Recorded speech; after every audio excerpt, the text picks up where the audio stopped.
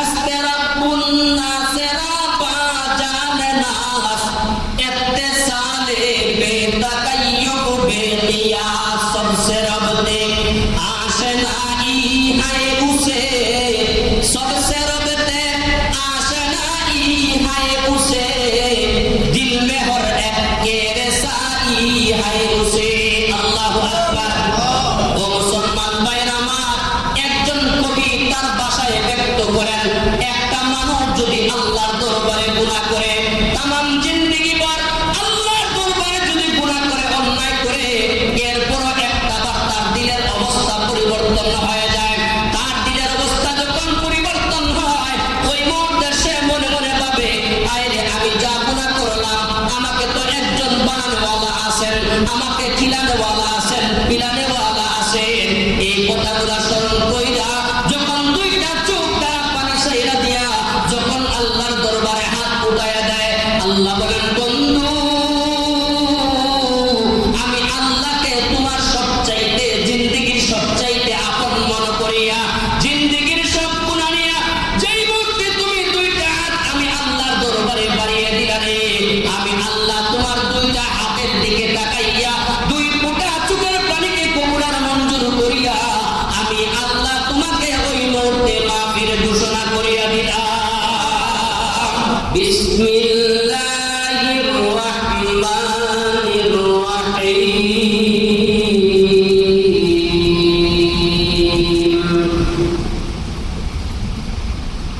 إذ أوى الفتية إلى الكهف فقالوا ربنا آتنا من لدنك رحمة ربنا آتنا من لدنك رحمة وهيئ لنا من أمرنا رشدا فضربنا على آذانهم في الكهف سنين عددا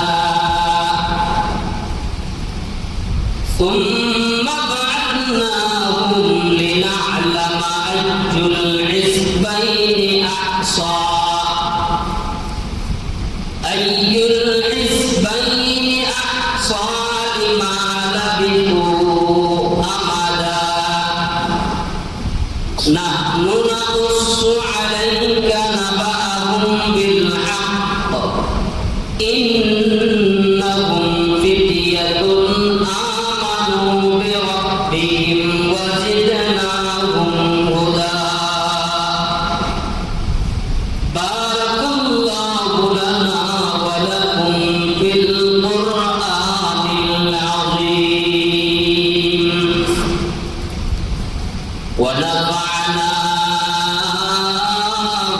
وإياكم بالآيات والذكر الحكيم سبحانك لا علم لنا إلا ما علمتنا إنك أنت العليم الحكيم سبحان ربك رب العزة عما يصفون وسلام على المرسلين والحمد لله رب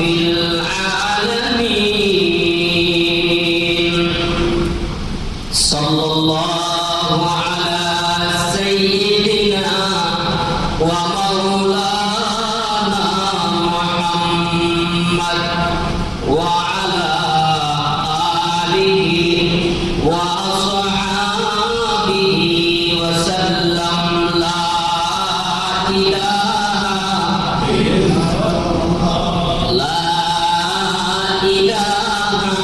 إلا الله لا إله إلا الله لا إله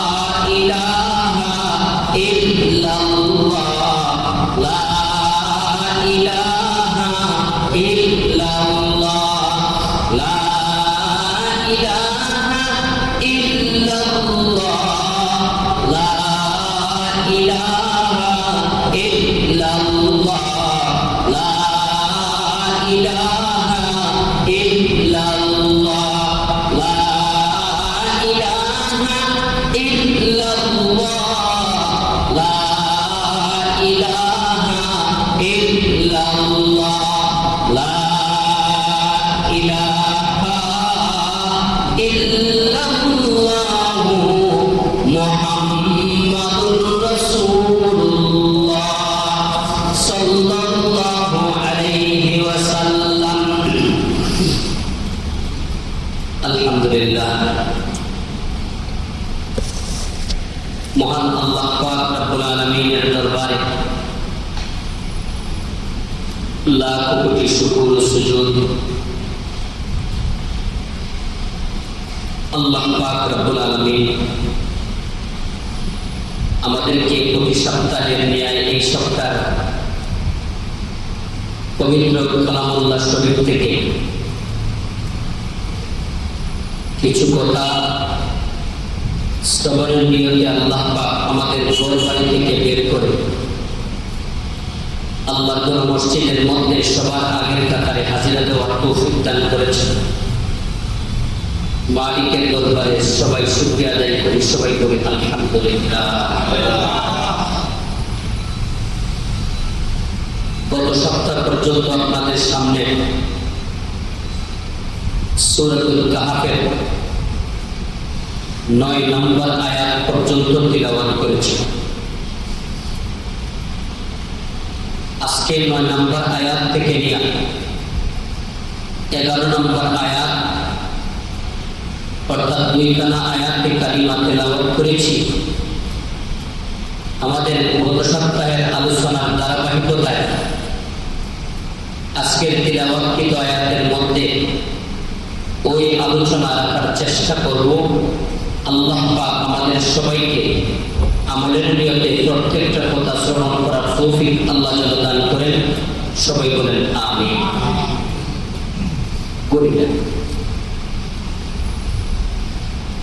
সম্মানিত মুসল্লিয়ান কিরাম, আল্লাহ পাক রব্বুল আলামিন আমাদেরকে এই পৃথিবীর বুকে যা আদেশ করেছেন এবং যা নিষেধ করেছেন, এই আদেশের উপরে থাকা এবং এই নিষেধ থেকে বিরত থাকা, এই দুই পথের দুই কথার মধ্যখান দেয়া যে রাস্তা বা যে পথ দেয়া পৃথিবীর কোনো মানুষ চলবে, আল্লাহ পাক দুনিয়া এবং আখিরাতে আল্লাহ পাক রব্বুল আলামিন তাকে শান্তি দান করবেন। সম্মানিত হাজিরিন কিরাম, যে আলোচনাটা চলতেছিল এই আলোচনাটা হলো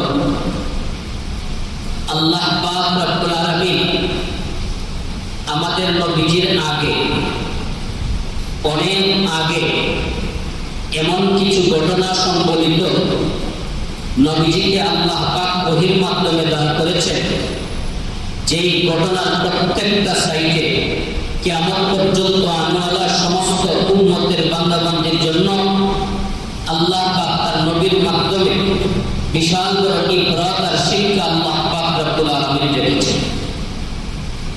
তারই ধারাবাহিকতায় এই সূরাতুল কাহফের মধ্যে যে ঘটনা, যে 7টা যুবক যখন তারা ঈমান এনেছিল আল্লাহর উপরে, এই যুবকরা এমন ঈমান এনেছে পৃথিবীর কোন শক্তি, পৃথিবীর কোন পরাশক্তি তাদের ঈমানকে কোনোভাবেই দুর্বল করতে পারে। আজকে আমাদের সমাজ, আমাদের দেশের মধ্যে ঈমানদার আছেন, মুসলমান আছেন, কিন্তু ঈমানের উপরে যখন পরীক্ষা আল্লাহর পক্ষ থেকে আসে, আমরা নিজেরাই বুঝতে পারি যে কি পরিমাণ উত্তীর্ণ আল্লাহ দেওয়া পরীক্ষার মধ্যে আমরা পড়তে পারি। যার কারণে আল্লাহ পাক এমন 7 জন যুবকের কথা আল্লাহ পাক এই জায়গায় এনেছেন, যেই 7 জন যুবক দেখতে কোনো অসুন্দর না, সামাজিক পর্যায়ে দুর্বল না। তাফসীরের কিতাবের মধ্যে আসছে এই 7টা যুবক একই পরিবারের না, এই 7টা যুবক 7টা রাজ পরিবারের সন্তান। সুবহানাল্লাহ, 7টা রাজ পরিবারের সন্তান। এই এক একটা যুবক যখন সমাজের মধ্যে এক একটা সাইডে চলাফেরা করত, যেই মহলের মধ্যে যাইত, এই মহলে তার চাইতে বড় উত্তম পোশাক পরনেওয়ালা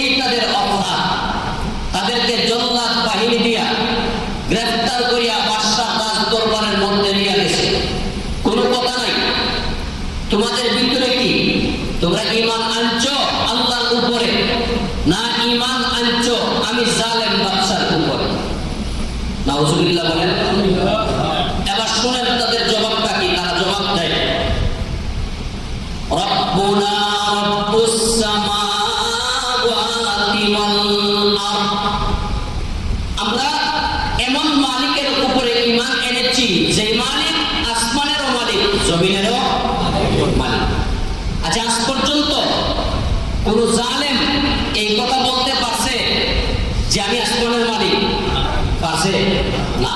এই জমিনের তাইকেই বলবে যে আমি জমিনের মালিক, এই জমিনের আধিপত্য আমার কাছে, কিন্তু এই জমিনেই তাদের ক্ষমতা শেষ, উপরে দেওয়া তাদের আর কোনো ক্ষমতা নাই। তবে একটা বাদশা ছিল, এই বাদশার নাম ছিল নমরুদ। সে চেয়েছিল জমিন থেকে আসমান পর্যন্ত তার ক্ষমতা উঠাইয়া দিতে। নাউজুবিল্লাহ বলেন। যার কারণে ইতিহাসের কিতাবের মধ্যে এসেছে একটা ধনুকের মধ্যে একটা রক্ত লাগাইয়া যখন ওই তীরটা যখন উপরে ছাড়ছে, আবার নিচে আসার পরে মানুষদের চোখের মধ্যে ধোঁয়া পড়া দেওয়ার পর, এই দেখো ইব্রাহিমের খোদার উপরে আমি তীর নিক্ষেপ করেছিলাম, উপরে খোদার উপরে তীরটা লাগিয়া রক্তাক্ত হইয়া তীরটা আমার জমিনের মধ্যে ফিরে আসছে। আর তো জুড়ে বলেন না নাউজুবিল্লাহ। এই কারণে আল্লাহ পাক রব্বুল আলামিন বলেন, এ জালেম, তোকে আমি এমন ভাবে তোকে আমি প্রতিহত করব, তীর তো দূরের কথা, মানুষ তো দূরের কথা, হায়ওয়ান জানোয়ার তো দূরের কথা, এই তীর পতঙ্গের মধ্যে সবচেয়ে নিম্নমানের মশা নামক প্রাণীটা আমি আল্লাহ তোকে ধ্বংস করে দেব। আল্লাহ ধ্বংস করছেন নি? করছেন। তাহলে বোঝা গেল পৃথিবীর মধ্যে যত জালেম জুলুম করবে, কোন জালেমের কোন স্থান আল্লাহর জমিনের মধ্যে থাকবে? আল্লাহর জমিনের মধ্যে থাকবে না। এই জায়গার মধ্যে তারা জবাব দিতে পারত যে আমাদের মালিক আল্লাহ। তারা এইভাবে জবাবটা না দিয়া কয় রব্বুনা রব্বুস সামাওয়াতি ওয়াল আরদ। সাতটা যুবকে ভালো করে বুঝতে পারছে যে তাদের প্রভাব প্রতিপত্তি যতটুকু শক্তি যতটুকু ক্ষমতা জমিনের মধ্যেই সীমাবদ্ধ। যেহেতু জমিনের মধ্যেই সীমাবদ্ধ, সুতরাং বলে আমাদের রব করেন তিনি, যিনি জমিনেরও মালিক, তিনি আসমানেরও মালিক। এই জগৎটা শুনিয়া দেখো তোমরা সবজন এমন যুবক, যে যুবক সাধারণ কোন ফ্যামিলির সন্তান না, তোমরা এই রাষ্ট্রের মধ্যে অসাধারণ উচ্চাঙ্গের ফ্যামিলির সন্তান। সুতরাং সাধারণ মানুষের উপরে আমার যে আচরণ, তোমাদের উপরে এই আচরণ থাকবে না। আমি তোমাদেরকে একটা সুযোগ দেই, আজকে সফরে যাচ্ছি, আগামী সফরে আসার আগে আগে এই জায়গায় তোমরা থাকবা, তাইকা তোমরা বুঝবা ঈমান রাখবা না বিদায় করবা। কারণ ঈমান যদি রাখো জীবন চলে যাবে, ঈমান যদি রাখো জীবন চলে যাবে, ঈমান যদি চাও জীবন বেঁচে যাবে। জীবন বাঁচাইবা না ঈমান বাঁচাইবা, তোমরা নিজেরা সাতজনে মিলা তোমরা ভেবে দেখো। নাউজুবিল্লাহ বলেন। हम मुसलमान है मगर हम में मुसलमानी नहीं, हम मुसलमान है मगर हम में मुसलमानी नहीं, दिल में ईमान है मगर ईमान में कामिल नहीं, दिल में ईमान है मगर ईमान में कामिल नहीं। अल्लाह ভিতরে ঈমান আছে, কিন্তু ঈমানের কামালত, ঈমানের পরিপূর্ণতা নাই। ও মুসলমান ভাইরা আমার, এই সাতজন যুবক একজন আরেকজনের সাথে আলাপ আলোচনা করে বাইরে তোমরা একটু ভেবে চিন্তা করে দেখো, যদি ঈমান রাখতে চাও এই জমিনের বুকে তোমাদের জিন্দেগি থাকবে না। আর যদি জিন্দেগি রাখতে চাও এই জমিনের বুকে তোমাদের ঈমান থাকবে না। একে একে সবাই জবাব দেয়, ও আল্লাহর বান্দা, যে আল্লাহর উপরে ঈমান এনেছি, এই আল্লাহর উপরে ঈমান রাখতে যাইয়া এমন একটা জিন্দেগি নয়, একটা দুইটা জিন্দেগি নয়, হাজারটা জিন্দেগি যদি চলে যায়, এরপর আমি আল্লাহর কাছ থেকে যে ঈমান পেয়েছি, এই ঈমান একটা মুহূর্তের জন্য আমি ছাড়তে রাজি না। জীবন মরণ সন্নিকটে এমন মুহূর্তে কয় একটা জীবন না, হাজারটা জীবনও যদি আল্লাহ দিতেন, আল্লাহ রাস্তায় জিন্দেগিটা কুরবানি করে দিতাম, এরপরও আমি আমার আল্লাহর কাছ থেকে যে ঈমান নামক দৌলত পেয়েছি, এক আঙ্গুলও আমি সরব না। সুবহানাল্লাহ বলেন। এটাকেই প্রকৃত ঈমানদার বলে।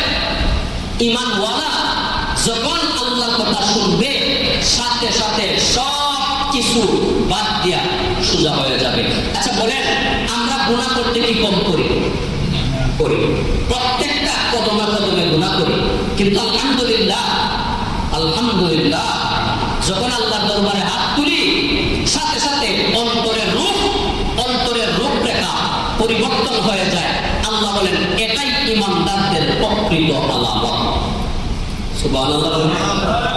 যখন আমরা আল্লাহর দরবারে হাত উঠাই নামাজের আগ মুহূর্তে নামাজকে সামনে রেখে দিলের অবস্থা পরিবর্তন হয়ে যায়। কেন জানেননি? তার একমাত্র কারণ হলো যত গুনাহ, যত পাপ, যত অন্যায় করছি, সব অন্যায়ের পরেও মালিকের সাথে কিঞ্চিত পরিমাণ হলেও একটা ভালোবাসার সম্পর্ক আমাদের আছে।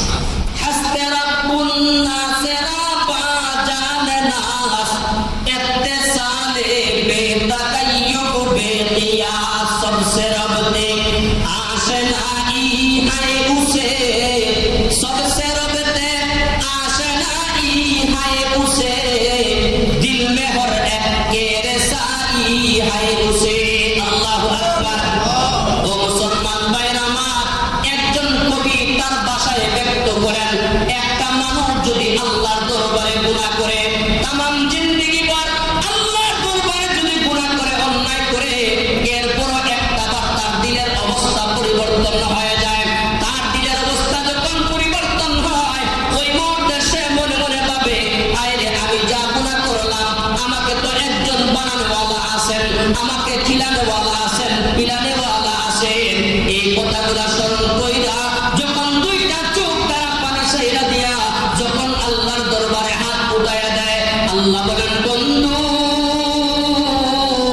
আমি আল্লাহকে তোমার সবচাইতে জিন্দেগির সবচাইতে আপন মনে করিয়া জিন্দেগির সব গুনাহ নিয়া যেই মুহূর্তে তুমি দুইটা হাত আমি আল্লাহর দরবারে বাড়িয়ে দিলা রে আমি আল্লাহ তোমার দুইটা হাতের দিকে তাকাইয়া দুই ফোঁটা চোখের পানিকে কবুলার মঞ্জুর করিয়া আমি আল্লাহ তোমাকে ওই মুহূর্তে মাফির ঘোষণা করিয়া দিলাম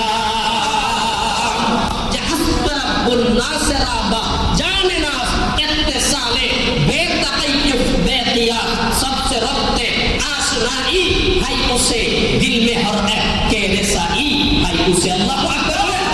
এই কারণে আমরা যখন হাত তুলবো আল্লাহকে আমরা এভাবে বলবো আল্লাহ আমরা তো গুনাহগার, আমাদেরকে ধাক্কা দিয়া তারাইয়া পালাইবা কই, আল্লাহ পালাইলে তো আবার আপনার কাছে ফিরে আসবে। কথা ঠিক না বেঠিক? মুসলমান ভাইরা আমার, এই সাতজন যুবক একজন আরেকজনের কাছে যখন প্রকাশ করছে জিন্দেগি চলে যাবে এরপর ঈমানের মধ্যে যাতে কোনো ধরনের কোনো সমস্যা না হয় সাবধান। ও মুসলমান ভাইরা আমার, দুই নম্বর যুবক দাঁড়িয়ে বলে গো আল্লাহর বান্দা আপনার যে জবাব আমার এই জবাব। একজন আরেকজনের ঈমানের কথা বলতে বলতে সাতজন যুবকের ঈমানের মধ্যে আগে যে পাওয়ার ছিল এই জালিম বাদশা নির্যাতন করার কারণে এই সাতজন যুবকের ঈমানের পাওয়ার আগের চাইতে দ্বিগুণ আল্লাহর পক্ষ থেকে বেড়ে গেছে। কারণ যুগে যুগে দেখেছি ঈমানদারদের উপরে যত আক্রমণ হয় ঈমানদারদের ঈমানি শক্তি আরো বলিয়ান হয়। কথা ঠিক না বেটি? এই যুবকদের আগের ঈমানি অবস্থা ছিল একরকম, আর এখন জিন্দেগি দিয়া হুমকি দেওয়ার কারণে তাদের ঈমানের অবস্থা হয়ে গেছে আরেকরকম। তাই এমনি স্বাভাবিকভাবে বাদশা বলতে পারে যে ঈমান ছেড়ে দাও, এটা মানা যায়, কথাটা আপাতত শোনা যায়, কিন্তু জিন্দেগি দিয়া হুমকি দিল কেন?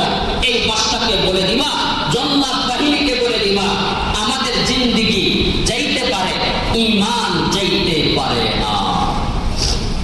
মুসলমান ভাইয়েরা আমার, আল্লাহর নবীজির সবচাইতে মায়ের সাহাবিয়া হযরত সুমাইয়া রাদিয়াল্লাহু তাআলা আনহা জিন্দেগির উপরে এমন আক্রমণ চলে আসছে যারা আরব কান্ট্রিতে গেছেন দেখবেন আপনারা কি পরিমাণ রোদের তাপ ওই জায়গায় আছে।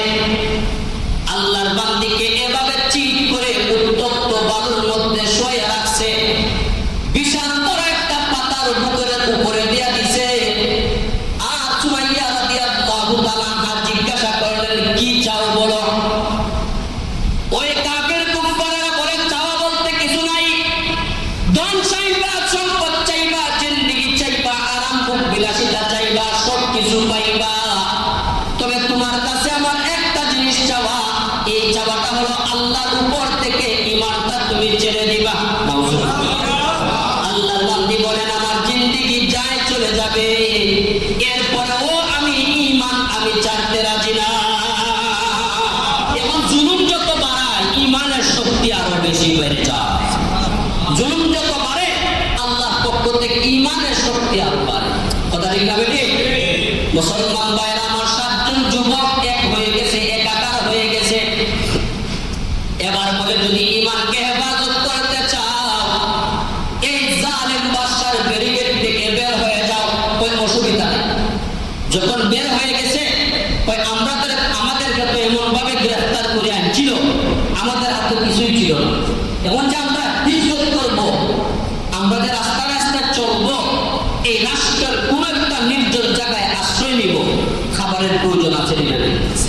আছে।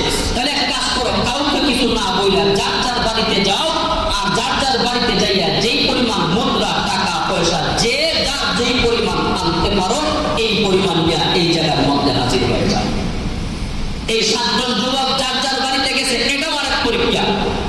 কারণ আমরা 10 জন এক জায়গায় আসি, একজনের দেখা দেখে আরেকজনে বলতেই পারি আমি আসি, ঠিক না বেটি? কিন্তু বিবি বাচ্চার মুখ দেখার পরে প্রমাণ হয়ে যাবে কতটুকু আমি আসি। যার যার স্বাধীনতা যার যার বাড়ি করে গেছে, কে কার থেকে আগে আসতে পারে প্রতিযোগিতা নিয়ে মুহূর্তের ভিতরে ঘর বাড়ি থেকে টাকা পয়সা নিয়ে 7টা যুবক আবার এক জায়গায় জমা হয়ে গেছে। তাহলে বুঝা গেল আগের স্বীকারোক্তি আর বর্তমানের বাস্তবতায় মিল আছে, শক্তি আরো আছে। সুবহানাল্লাহ। এই 7 জন যুবক এক জায়গায় দাঁড়াইয়া কয়, যেই পরিমাণ টাকা আইছি এই পরিমাণ টাকা আমরা কি করব?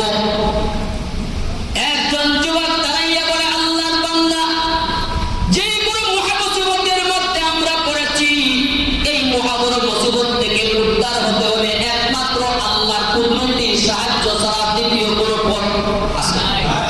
আছে?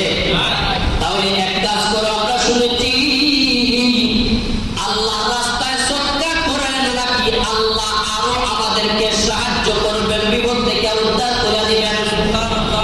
আল্লাহর নবীজি বলেন, আমার কোন উম্মতেরা যদি মুসিবতের মধ্যে পড়া আল্লাহর রাস্তায় দান সদকা করে, তাহলে মুহূর্তের ভিতরে আমার আল্লাহর কুদরতি গুসার মধ্যে পানি উঠে যায়, মানে গুসা পানি হয়ে যায়। আর বুঝলে বলেন না সুবহানাল্লাহ? ওই যে মসজিদে এসে আমরা 10-5 টাকা 20 টাকা দেই না, আল্লাহু আকবার, আগামী শুক্রবার আসার আগ পর্যন্ত আল্লাহ পাক আমাদের উপরে যেই পরিমাণ রাগান্বিত অবস্থায় ছিলেন, এই সদকাটা করার কারণে আল্লাহর কুদরতি গুসা, রাগ, ক্রোধ সবকিছু সদকার কারণে দূর হয়ে যায়। আমার মুখের কথা নয়, নবীজির মুখের কথা, দুজাহানের বাদশার মুখের কথা, আমার মুখের কথা নয়। মুসলমান ভাইয়েরা আমার, তারা এই টাকাগুলারে এক জায়গায় কইরা তাদের বড়জনের কাছে জমা দিছে। যেই বড়জনের নাম, বড় ভাইয়ের নাম মাকসালমিনা, ওই আল্লাহর বান্দার কাছে এই টাকাগুলা জমা দিয়া অর্ধেক টাকা আল্লাহর রাস্তায় তারা গরিব অনাথ অসহায় মানুষদের মধ্যে বন্টন করে দিছে, আর অর্ধেক টাকা নিয়ে ওই নির্জন গুহার ভিতরে আশ্রয় নেওয়ার জন্য প্রস্তুতি নিয়েছে। ও মুসলমান ভাইরা আমার, এই আশ্রয় নিতে নিতে ইতিমধ্যেই জালেম বাদশা দাকিয়ানুস আবার তার রাজপ্রাসাদের মধ্যে সফর শেষ করিয়া ফিরে আসছে। আর সেই কয়ে এই আসামিগুলা বেরো কই? আমরা তো জানি না। অন্তরালের দায়িত্ব দিলাম, দায়িত্ব দিয়ে গেছিলাম, পালাইয়া গেছে। তোরারে ম্যানেজ না করে তো পালাই দেওয়ার কথা না, এই জন্য বাহির করার দায়িত্ব তোদের। ওদের উপরে যখন উল্টা বিমান দেওয়া শুরু করছে, এই এই জল্লাদ বাহিনী পাগলের মতন চতুর্দিকে ছুটাছুটি করা শুরু করছে। ছুইটা তাদের বাড়িঘরের মধ্যে গিয়া এই জল্লাদ বাহিনীর 7টা যুবকের ফ্যামিলির তাদের বাবাদেরকে দইরা বাদশার সামনে দাঁড় করে দিয়েছে। বাদশা জাহাপনা, এই মানুষগুলা যেতায় যাক, ফ্যামিলির কমিটমেন্ট ছাড়া কোথাও যাওয়ার কথা না। ফ্যামিলির মানুষদেরকে আমরা আনছি, আপনি একটু চাপ দিলে তাদের মুখ থেকে বের হয়ে যাবে তাদের সন্তানেরা কোন জায়গায় যাই আশ্রয় দিচ্ছে। নাউজুবিল্লাহ বলেন। এই জালেম বাদশা তাদের 7 জন বাবাকে সামনে দাঁড় করায়া বলে, যদি জিন্দেগি দিয়া তোমাদের মায়া থাকে তাহলে তোমাদের সন্তানের তত্ত্বটা অতি সুন্দর পেশ করো। ও মুসলমান ভাইরা আমার, এই 7 জন যুবকের 7 জন ফ্যামিলির মেম্বার দাঁড়াইয়া বলে, বাদশা যা আপনার বেয়াদবি মাফ করবেন, আমাদের সন্তানেরা আল্লাহর উপরে ঈমান আনছে, কিন্তু আমরা কিন্তু এখনো পর্যন্ত আল্লাহর উপরে ঈমান আনি নাই। সুতরাং আপনার বিপক্ষে বাবার মতন কোনো সম্ভাবনা আমাদেরকে দিয়ে আপনার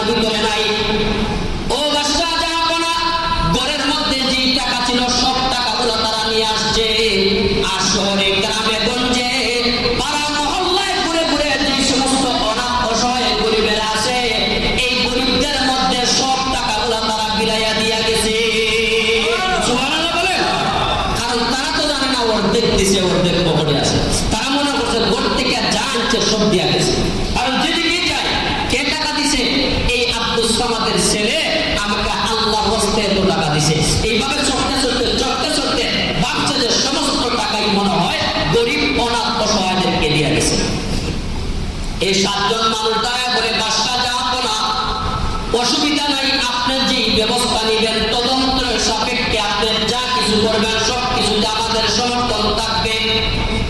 ও বাদশা জাহাপনা, আমাদের আত্মীয়, আমাদের নিকটাত্মীয়, পাড়া বন্ধু বান্ধব যে যেই জায়গায় আছে আপনি খবর লাগাইয়া দেখেন, কোথাও তাদেরকে আপনি খুঁজে পাবেন না। বাদশা জাহাপনা, আপনি তাদেরকে গ্রেফতার করার জন্য সব কিছু আপনি প্রয়োগ করে দেন, দেখবেন তাদের পক্ষে আমাদেরকে পাবেন না, সব সময় তাদের বিপক্ষেই আমাদেরকে পাবেন। নাউজুবিল্লাহ বলেন। এই কথা দইলা 7 জন যুবকের, এই 7 জন ফ্যামিলি, 7টা ফ্যামিলির প্রধান মেম্বার বাদশার কাছ থেকে রেহাই নিয়ে চলে গেছে। বাদশা ভাবলো আসলেও তো ঠিক আছে, আসলেও তো বাস্তবতা নেই। বাদশাকে এবার জল্লাদ বাহিনীরা বলে, বাদশা জাহাপনা, তারা যে রাস্তায় গিয়েছে আমরা কিছু আলামত প্রতীক মানুষের কাছ থেকে আমরা পেয়েছি, এই আলামতটা দইরা দইরা আমরা ওই দিকে যদি যাই তাহলে তাহলে আমরা হতে পারে ওই জায়গার মধ্যেই আমরা তাদেরকে পেয়ে যাব। এই জল্লাদের বাহিনী বাদশাকে নিয়ে একবারে আসহাবে কাফের 7টা যুবক যে গুহার ভিতরে আশ্রয় নিয়েছে, একদম ওই গুহার মুখ পর্যন্ত তারা চলে গেছে। কিন্তু গত সপ্তাহে বলেছিলাম, দেখেন মনে হয় কিনা, তারা গুহার ভিতরে ঢোকার সাথে সাথেই গুহার মুখটা বড় একটা পাথর দ্বারা বন্ধ হয়ে গেছে। সুবহানাল্লাহ বলেন। আর ওইদিকে গুহার মুখ যখন বন্ধ হয়ে গেছে, এই 7 জন যুবক গুহার ভিতরে তাইকা সেজদায় কইরা আল্লাহর দরবারে তারাও কান্নাকাটি করা শুরু করে দিয়েছে। আর আসলেও তারা জানে না আল্লাহ কেন গুহার মুখ বন্ধ করে দিলেন। ও ভাই, আমার ঘরের একটা গরু মারা গেছে, ব্যবসার মধ্যে 5 লক্ষ টাকা দোষ নেমে গেছে, আমার পেরেশানির অভাব নাই, আমার লস হয়ে গেছে। আরে মিয়া, আল্লাহ জানেন আল্লাহ কোন কারণে এই দোষটা নামায় দিয়েছেন। আল্লাহ 5 কোটি টাকার পুরস্কার আল্লাহ আপনার ফ্যামিলির মধ্যে দান করবেন, এই কারণে 5 লক্ষ টাকার দোষ আপনার এই ব্যবসার মধ্যে আল্লাহ নামায় দিয়েছেন। কারণ আমরা যা দেখি না, আমরা যা কল্পনাও করতে পারি না, যা জানি না, সবকিছু জানেন কে? একটু দূরে বেড়া, সবকিছু জানেন কে? এই কারণে বিপদ, ব্যবসায় দোষ, কোনো মুসিবত, কোনো ক্ষতি আসলে পরে আমরা হাই উদাস করবো না, আমরা সবর করবো, আল্লাহর উপরে তাওয়াক্কুল, বিশ্বাস রাখবো, দেখবেন আল্লাহ সবকিছু মুহূর্তের ভিতরে করে দেবে। ওরা যখন একদম বাদশাকে নিয়ে গুহার ভিতরে চলে গেছে, একদম মুখ পর্যন্ত চলে গেছে, এখন জল্লাদ বাহিনী কয় এই গুহার ভিতরে আছে। বাদশা কয় পাগলের দল, এটা মুখ বন্ধ, এটা ঢুকবো কেমনে? সুবহানাল্লাহ। ঢুকাইছেন কে? মুখ বন্ধ করে দিয়েছেন কে? কিন্তু যারা যেই কথাই বলুক না কেন, এই জল্লাদ বাহিনীর মধ্যে 2 জন আল্লাহর বান্দা ছিল, গোপনে গোপনে তাদের ভিতরে ঈমান ছিল। ও মুসলমান ভাইয়েরা আমার, রাজ দরবারের সবাই জানতো তারা মুসলমান নয়, তাদের ভিতরে ঈমান নাই, তারা বাদশার উপরে ঈমান আনছে, মূর্তির উপরে ঈমান আনছে, কিন্তু তারা 2 জনে জানে কার উপরে তারা ঈমান আনছে। বাদশা যখন চলে যায়, ওই মুহূর্তে বাদশাকে বলে, বাদশা জাহাপনা বেয়াদবি মাফ করবেন, আমি একটা কথা বলতে চাই। বাদশা কই বলো। বাদশা জাহাপনা 100% ভাবে আপনিও জানেন না এই গুহার ভিতরে আছেন, আবার 100% ভাবে আপনিও জানেন না এই গুহার ভিতরে নাই। সুতরাং 7 জন যুবকের নাম, 7 জন যুবকের ব্যাপারে আপনার কোর্টের মধ্যে যে মামলা আছে, এই 7 জন যুবকের মায়ের নাম, বাবার নাম, তাদের নামটা পর্যন্ত আছে। আপনি যদি একটু অনুমতি দেন তাহলে 7 জন যুবকের নাম, তাদের বাবার নাম, তাদের মায়ের নামটা এই জায়গার মধ্যে একটা পাথরের মধ্যে লেখা, এই গুহার মুখের পাথরের মধ্যে আমরা ওই মুহূর্তে একটু লিপিবদ্ধ করে যাই। এই কথাটাই আল্লাহ পাক রব্বুল আলামিন বলেন, আন্না আসহাবাল কাহফি ওয়ার রাকিম। কাহফ মানে গর্ত, রাকিম মানে পাথরে লিপিবদ্ধ তাদের ইতিহাস, তাদের নাম। তারা এই গর্তের মধ্যে ঘুমিয়েছিল 1 বছর নয়, 2 বছর নয়, 900 বছরের উপরে। তাহলে 900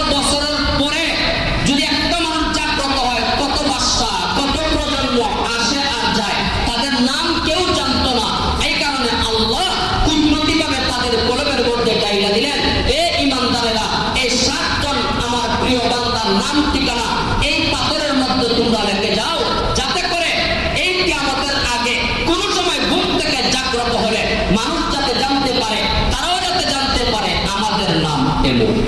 সুবহানাল্লাহ বলেন। এই আল্লাহর বান্দা ঈমানদারেরা বাদশার চুকের মধ্যে একটু দোলা পড়া দিয়া 7 জনের নামটা উদ্ধার করে এই জায়গার মধ্যে রেখে গেছে।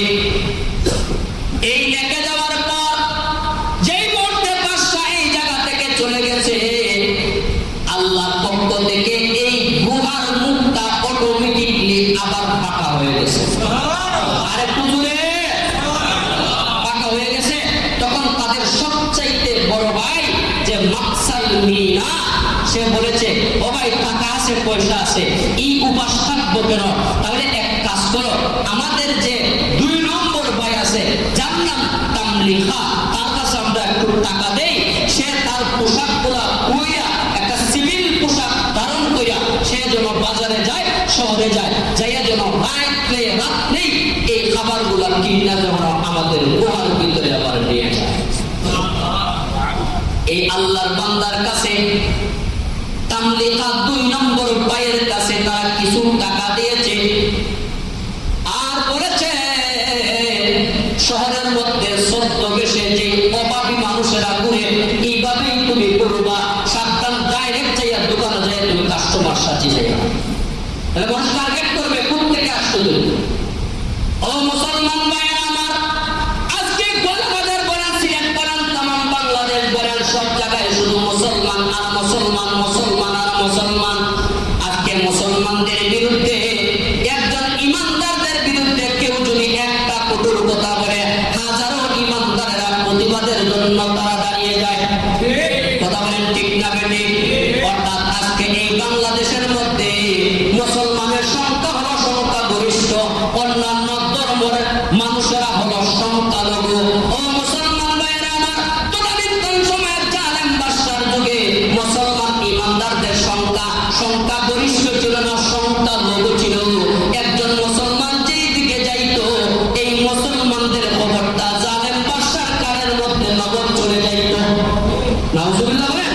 কারণ 1 নাম্বার মুসলমানদেরকে নির্মূল করা যাবে, 2 নাম্বার একজন মুসলমানের নাম জালেম বাদশার কানে দিলে পরে কিছু উপহার উপঢৌকন পাওয়া যাবে। নাউজুবিল্লাহ। আর একটা জোরে বলেন না নাউজুবিল্লাহ। আচ্ছা, এখন ওই আল্লাহর বান্দা যখন বাজারে খাদ্য কিনতে গেছে, খাদ্য কেনার আগে ছদ্মবেশী রূপ ধারণ করিয়া এই শহরের অলিতে গলিতে কয়েকটা চক্কর দিয়েছে এই জিনিসটা বাহির করার জন্য, যে বাদশা, জালেম বাদশা দাকিয়ানুস আমরা 7 জনের আশাবাদ দিয়া দিছে না, এখনো পর্যন্ত তত্ত্ব তালাশ চালাইছে ধরার জন্য। শহরের যেই গলি দিয়া যায়, এই গলির মধ্যেই খোঁজ খবর পাওয়া যায় 7 জন যুবক কই গেছে, এই দিকে আসলে আমার কাছে নিয়ে যাইবা। ও মুসলমান ভাইয়েরা আমার, একজন দোকানদারের সামনে যাইয়া আল্লাহর বান্দা তামলিকা নামক ব্যক্তিটা বলে, বাইরে 7 জন যুবক নামে তোমাদের কাছে কোনো খবর আছে, রিপোর্ট আছে? আল্লাহর বান্দা বলে, 7 জন যুবক বাদশার সামনে দাঁড়িয়ে বলেছিল, ঈমান এনেছি রব্বুনা রব্বুস সামাওয়াতি ওয়াল আরদ, আল্লাহর উপরে, যার কারণে বাদশা এমন ভাবে ক্ষিপ্ত হয়ে গেছে, যারা তাদেরকে 7 জন যুবককে ধরাইয়া বাদশার কাছে দিয়া দিবে।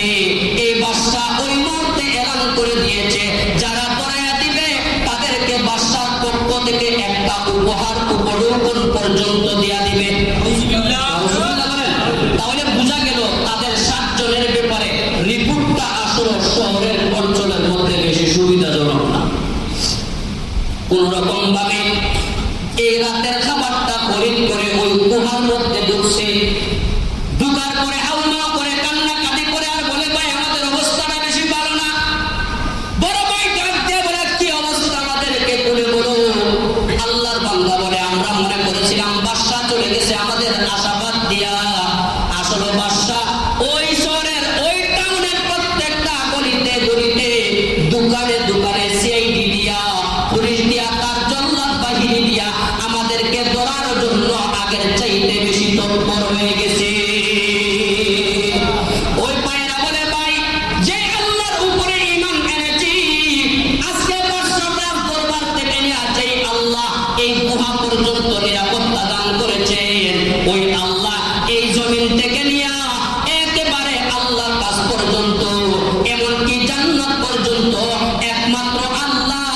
আমাদেরকে পৌঁছায়া দিবে।